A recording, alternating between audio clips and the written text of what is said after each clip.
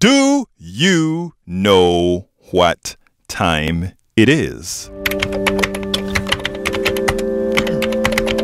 It's time for the weekly blog post. Okay, the weekly blog post has a similar name, similar title to the title of the program, which is Undemocratically Illegitimate President, Trump's Moniker to Stop a Destructive Agenda.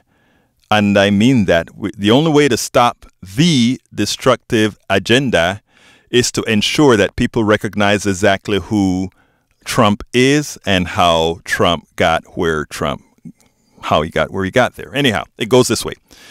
President Bush, the first term was an undemocratically elected illegitimate president.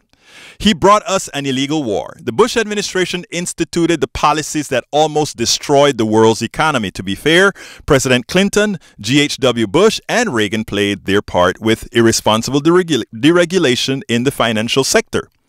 Americans awoke to another undemocratically legitimate president on November 9th, President-elect Trump. 2 in 5 defective elections give little confidence in American electoral scheme. You want to know why a lot of people aren't voting, folks? If they don't feel their votes matter, if they don't think that they can make a difference, of course they're not going to feel like voting. Anyhow, moving on. In both instances, let me repeat that part. Americans awoke to another undemocratically illegitimate president on November 9th, President-elect Trump. 2 in 5 defective elections give little confidence in the American electoral scheme. In both instances, external forces seem to manipulate the outcome that most affected the Electoral College. Bush had the butterfly ballot and the Supreme Court. Donald Trump had GOP-led voter suppression and Russian assistance. Many claim the Electoral College is a constitutional out for an electorate gone awry. Some say it is to ensure states that would otherwise get little attention to get noticed appropriately. That's all hogwash, folks. In these last 2 undemocratically illegitimate presidencies, the American people got it right. The Electoral College failed. America is a connected country in real time, and state delineation means very little with relatively inexpensive mobility. The Electoral College is an undemocratic aberration that makes individuals in particular states more influential than others as they wield more power than others. To be clear, it is not only the Electoral College, but the makeup of the Senate that is undemocratic. That both California, the most populous state with north of 38 million people, has equal representation to Wyoming, the least populous state with less than 1 million people, is indeed an aberration with no present-day justification. Worse is Washington, D.C., a place with a population larger than Wyoming. It gets no Senate representation and no voting member in the House of Representatives. For 2 million of for too long, millions of underrepresented Americans continued to live their lives with these injustices, exploited to maintain an unjustified hierarchy. We must arrest these aberrations, and that stop must begin with the objection of all social safety net policy changes that the undemocratically illegitimate presidency of Donald Trump attempts to make. Many will claim that it is best to compromise, get the best deal attainable as Trump and the Republicans attempt to destroy the New Deal, the Great Society, and Obamonomics. Many Americans made choices that will negatively affect their economics, social, and health well-being. The gullibility of many Americans is ever present because at every turn there are those who attempt to make the best of the situation that came about from an inappropriate vote. Progressives and conservative rags alike excoriated Daily Kos founder Marcus Molitzas for a harsh post, pretty much scolding the gullible voter. Many reported it as a glee for those who will see the wrath from their vote almost immediately. Many of us who are out there fighting for the poor and middle class policies feel the exasperation in those words, as many hoodwinked by the smoke and mirrors and lies by the guardians of the plutocracy continue to achieve electoral results. Sometimes good cop, bad cop is a necessary tactic.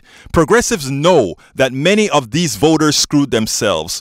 Multi-tactical approaches to attempt to get these voters' attention is warranted. What is unwarranted is something progressives are excellent at doing to themselves. The circular firing squad that forgets who the enemy is. Let's all remember that eradicating many ills are attained by attacking from various directions in different forms using different techniques. Here is the deal. President-elect Donald Trump is an illegitimate president, and it is imperative that all Americans treat him as such. This stance isn't sour grapes. Let me explain. It is clear that Trump both encouraged the Russians to hack Hillary Clinton's campaign and that Russians fed information to WikiLeaks to aid Donald. It is clear that Putin was involved in directing the Russian hack and that Trump was aware, in fact, encouraged the Russians to hack Hillary Clinton's emails. Hillary Clinton won 3 million more votes than Trump did, and as such, he has no mandate for the destruction of our social safety net. Most people voted the policies supported by Hillary Clinton.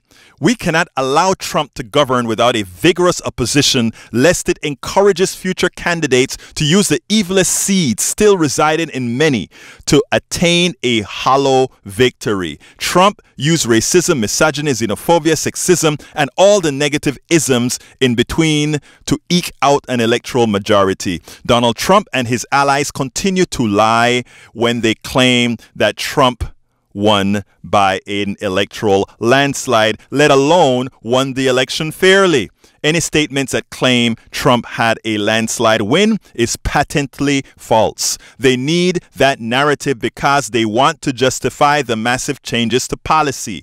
Otherwise, there is no legitimacy for privatizing and cutting Obamacare, Medicare, Medicaid, and Social Security.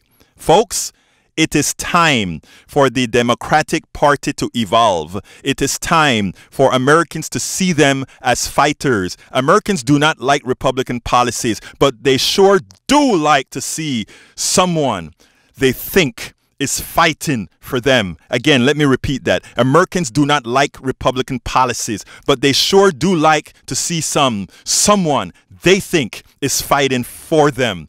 Democrats all over the country must see that Democrats need leadership that is willing to get dirty. The best defense for the poor and the middle class is potent offense, a strong promotion and defense of poor and middle class centric policies. That is why one hopes Democrats elect a fighter like Keith Ellison to run the Democratic National Committee instead of another weak complacent schooled in platitudes.